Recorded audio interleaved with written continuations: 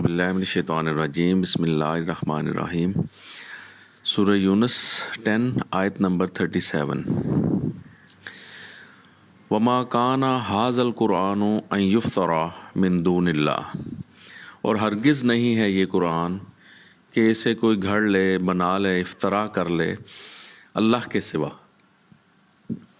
ولیکن تصدیق الذی بین یدیہ، اور جب کہ یہ تصدیق ہو رہا ہے، ویریفائی ہو رہا ہے کہاں سے؟ بین یدیہ ہے، جو ہمارے ہاتھوں کے درمیان ہے، جو اس کے ہاتھ کے درمیان ہے۔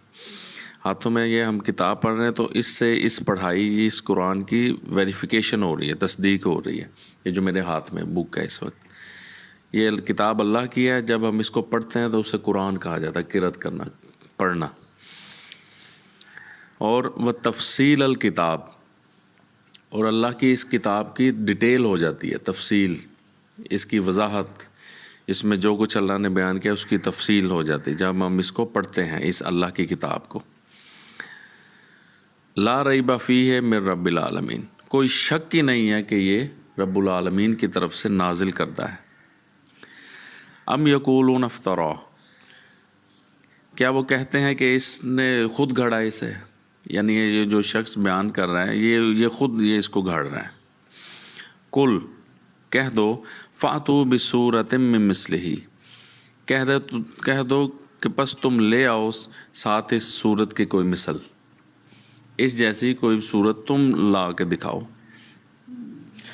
وَدْعُوا مَنِ اسْتَطَعْتُم مِّن دُونِ اللَّہِ، اور بلا لو جن کی تم استطاعت رکھتے ہو اللہ کے سوا، ان کنتم صادقین، اگر تم سچے ہو۔ یعنی اگر تم استطاعت رکھتے ہو نا تو اللہ کے سوا جن کو تم پکارتے ہو نا، بلا لو، لے آؤ، اور اس جیسی کوئی ایک صورت بنا کے دکھاؤ۔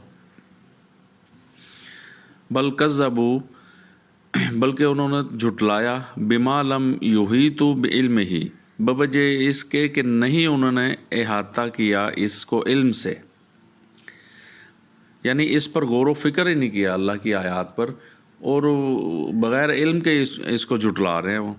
ولما یاتیہم تاویلہ، اور جب کہ نہیں آئی ان کے پاس اس کی تعویل، اس کی انڈرسٹینڈنگ، اس کی ڈیٹیل، اس کی روح، اس کی ایسنس، تفصیل، جب ہم اس پر غور کریں گے، ان آیات پر اس کا علم لیں گے تو ہمیں اس کی تعویل آئے گی نا، اس کی روح سمجھ آئے گی ان آیات کی۔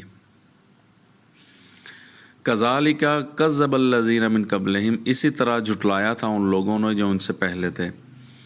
فانظر کیف کان عاقبۃ الظالمین، پھر دیکھو کیسا انجام ہوا ان ظالموں کا۔ تو ظالم ہوتا ہی وہ جو شراکت کرے، یعنی اللہ کی کتاب کے علاوہ اور ہدایت لیتے ہیں کسی اور چیز سے،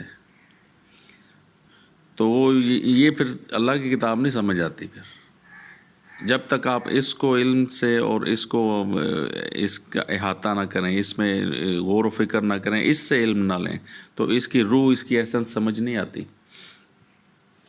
وَمِنْهُمْ مَنْ يُؤْمِنُ بِهِ، اور بعض ان میں سے وہ ہے جو ایمان لائے ساتھ اس کے۔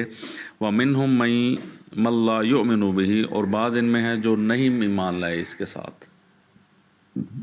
وَرَبُّكَ أَعْلَمُ بِالْمُفْسِدِينَ، اور تیرا رب خوب جانتا ہے جو ہیں فساد کرنے والے، جن کے دل میں اس کتاب کا کوئی کیا شراکت ہے نا، دوسرے کتابوں کو ملاتے ہیں ساتھ، وہ اس پر پورا ایمان نہیں لاتے کبھی بھی۔ جو اس کو خالص، اس کو اس واحد اس کتاب سے ہی ہدایت لینا، وہ اس پر ایمان لائے گا مکمل پورا۔